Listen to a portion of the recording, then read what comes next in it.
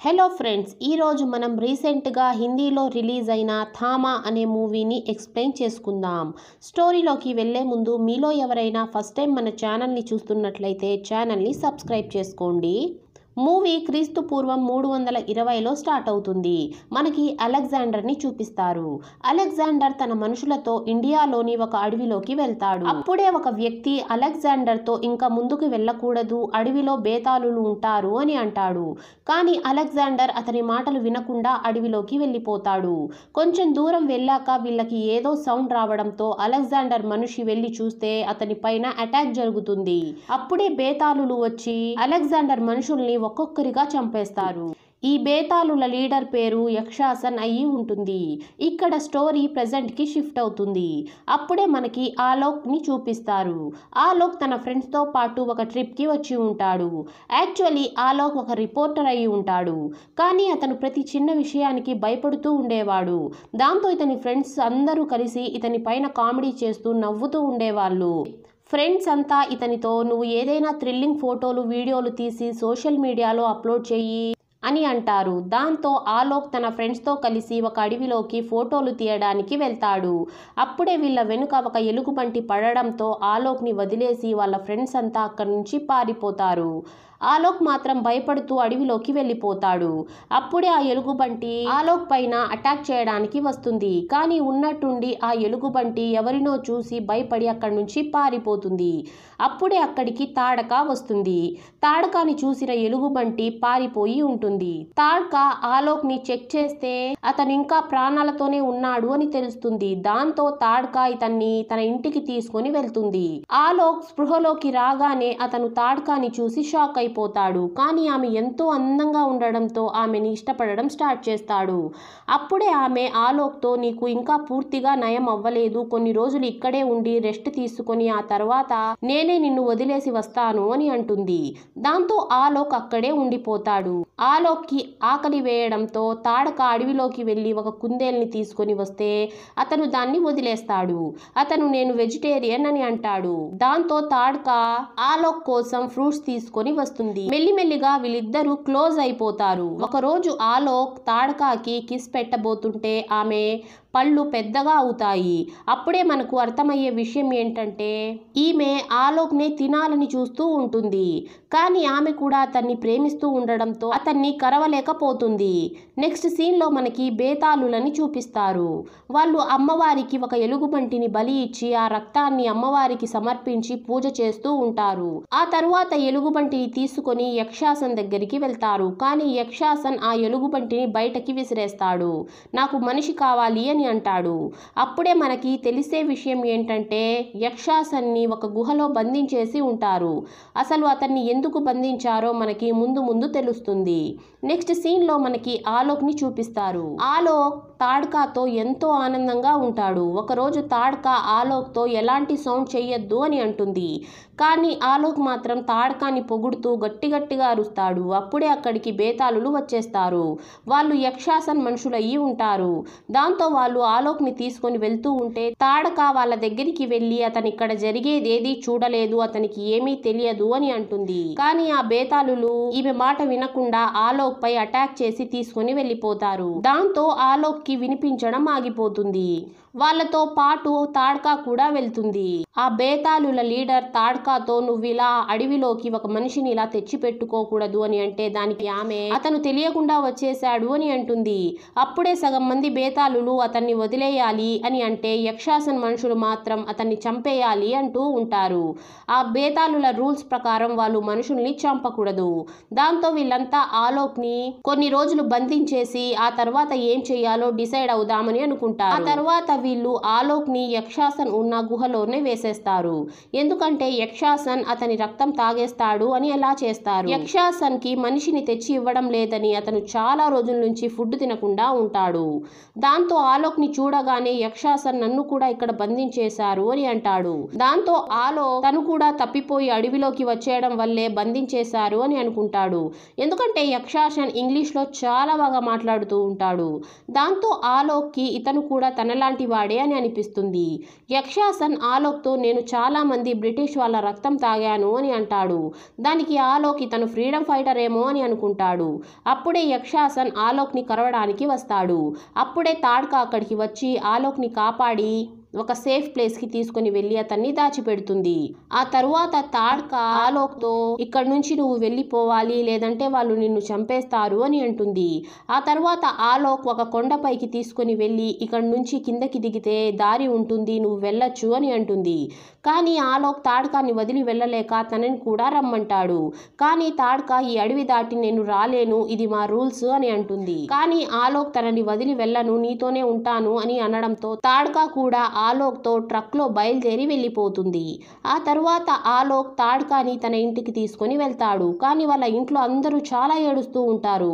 అలాగే ఆలోక్ వాళ్ళ అమ్మ కూడా ఏడుస్తూ ఉంటుంది. ఎందుకంటే ఆలోక్ మిస్ అయిపోయి చాలా రోజులు అయిపోవడంతో అతను చనిపోయాడని అనుకొని వీళ్ళంతా అతనికి శ్రద్ధాంజలి ఇస్తూ ఏడుస్తూ ఉంటారు. అప్పుడే ఆలోక్ని చూసిన అమ్మ చాలా ఆనందిస్తుంది. కానీ నాన్నకి ఇతను అసలు తన కొడుకేనా అని డౌట్గా ఉండడంతో అతన్ని చాలా క్వశ్చన్స్ అడుగుతాడు. ఆలోక్ అన్ని ఆన్సర్స్ ఇవ్వడం ఇతనే తన కొడుకు అని చెప్పి నాన్న ఒప్పేసుకుంటాడు.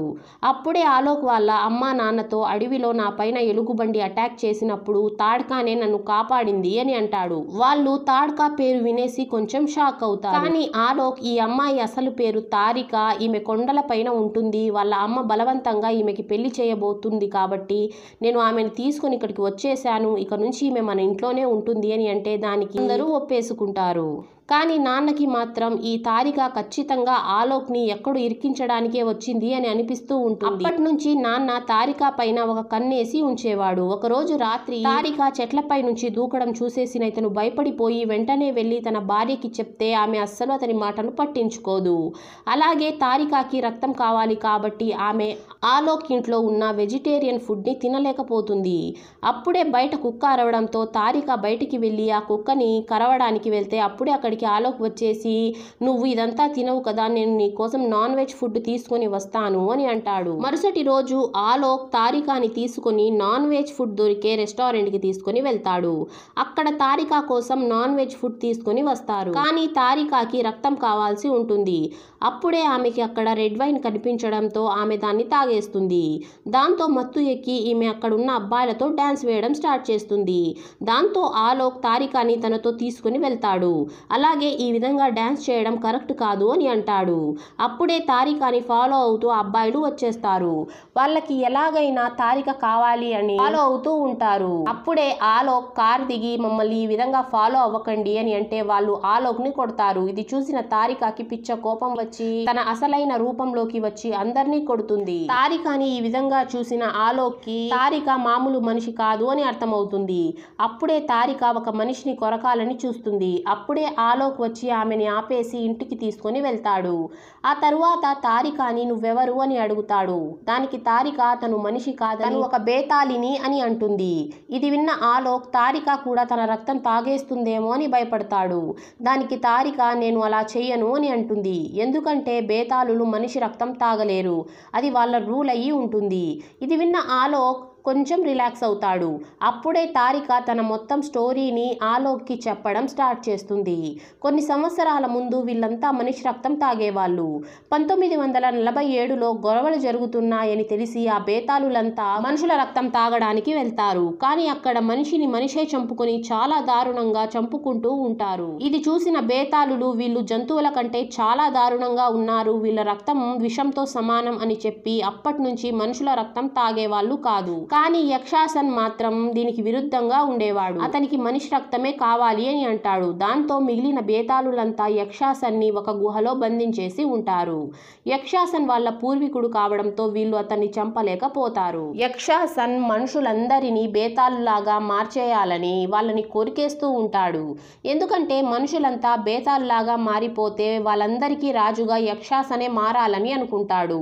ఇది తెలిసిన మిగిలిన బేతాళులందరూ అతన్ని గుహలో బంధించి తగిలించేసి ఉంటారు. తాడక ఇదంతా ఆలోక్కి అర్థమయ్యేలాగా చెప్తూ ఉంటే అప్పుడే వాళ్ళ ఇంటి డోర్ బెల్ మోగుతుంది. నాన్న వెళ్ళి డోర్ తీస్తే అక్కడ ఒక పోలీస్ ఉంటాడు. పోలీస్ ఆఫీసర్ ఆలోక్ ఏదైనా రెస్టారెంట్కి వెళ్ళాడా, అక్కడ ఏదైనా గొడవ జరిగిందా అని అడుగుతాడు. అప్పుడే ఆలోక్ మరియు తాడక బయటికి వచ్చి తాడక జరిగిందంతా నిజం చెప్తుంది. దాంతో ఆ పోలీస్ ఆఫీసర్ తాడకతో మాట్లాడడానికి ఒంటరిగా తీసుకొని వెళ్తాడు. అప్పుడే మనకి తెలిసే విషయం ఏంటంటే ఈ పోలీస్ అతను ఒక బేతాళుడయ్యి ఉంటాడు.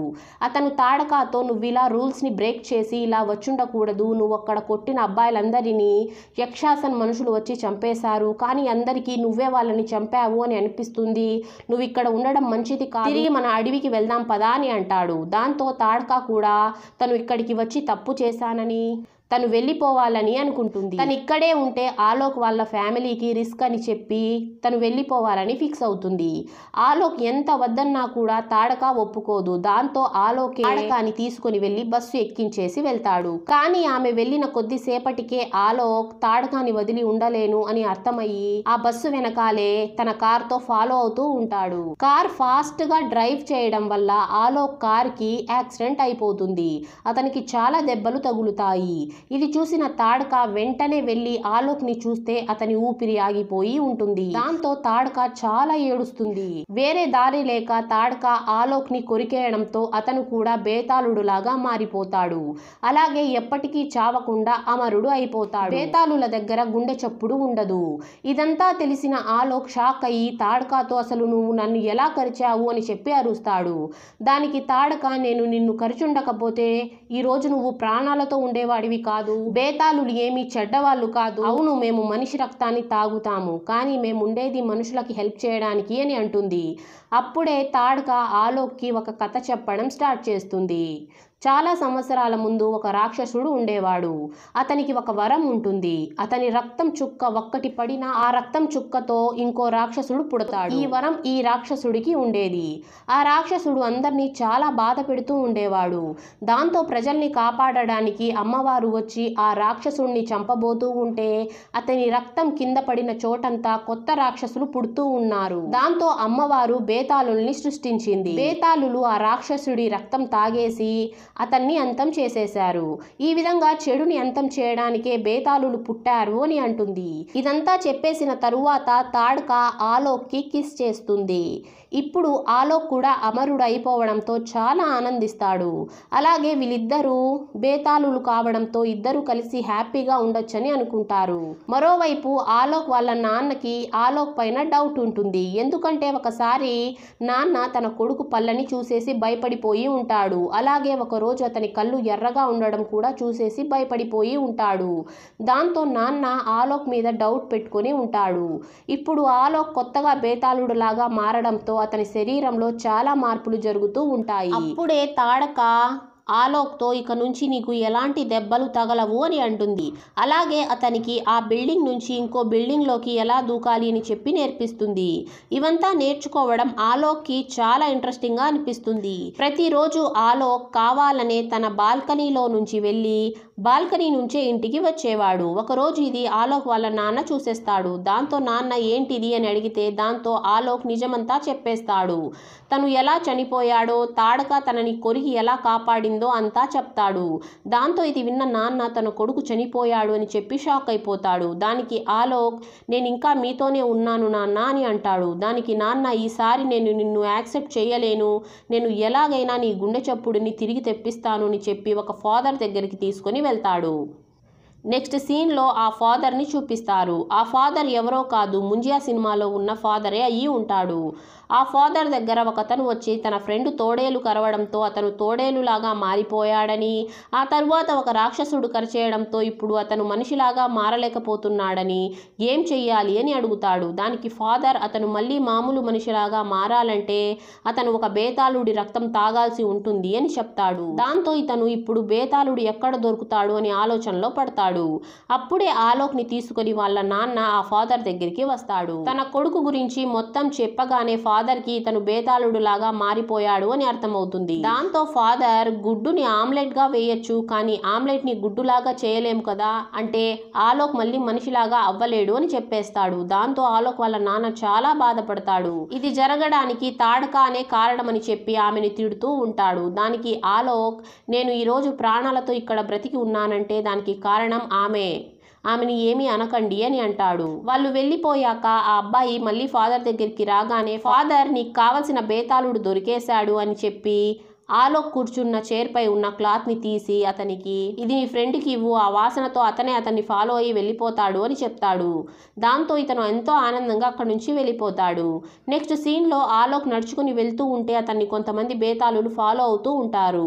దాంతో వెంటనే ఇతను తాడకాకి ఫోన్ చేయగానే ఆమె ఫస్ట్ నువ్వు అక్కడి నుంచి పారిపో అని అంటుంది.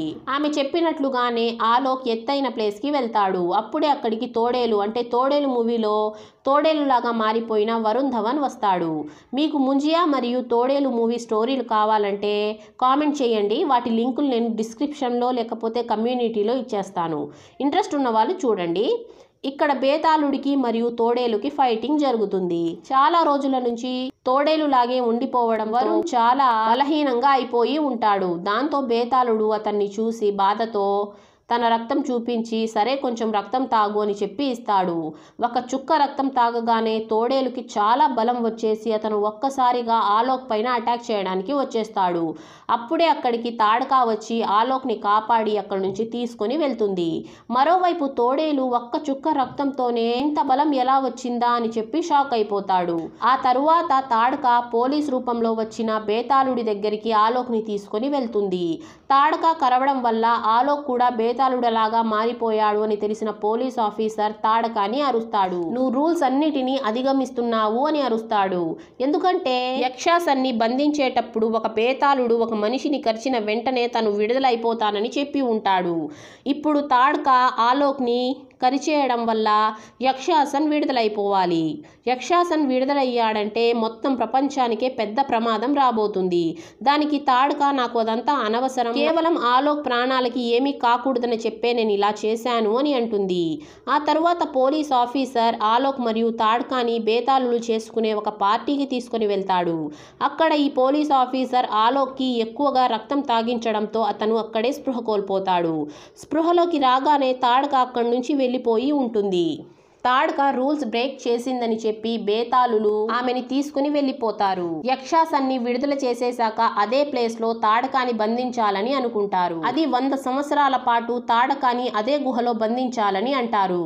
ఇదంతా విన్న ఆలోక్కి తన వల్లే తాడకాకి ఇంత పెద్ద ప్రాబ్లం వచ్చింది అని చెప్పి చాలా బాధపడతాడు.